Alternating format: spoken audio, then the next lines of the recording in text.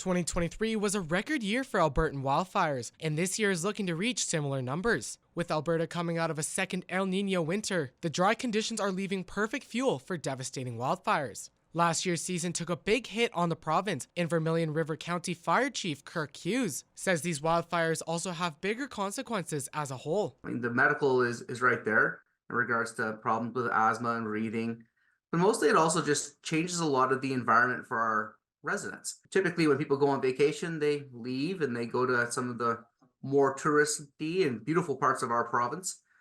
And last year, that didn't quite happen. Last year's historic wildfire season burned over 2.2 million hectares of land, and over 13,000 people were forced to evacuate. The next closest year was 1981, with 1.3 million hectares burned. Last year, over 60% of wildfires in Alberta were man-made, and Wildfire Information Officer Derek Forsyth had some advice for people planning on having campfires this season. Enjoying the outdoors and you're going to have a campfire, we ask them to make sure that they've soaked that fire, stirred it, and soaked it again before they leave it. Make sure it's cool to the touch, and and to obey the specifics contained within the fire restrictions, advisories, and bans. After the record year for Canadian wildfires, Forsyth now notices more people taking action to prevent these deadly fires. People are taking a far greater awareness on the threats from wildfire this year. We're getting lots more calls on our FYI fire line.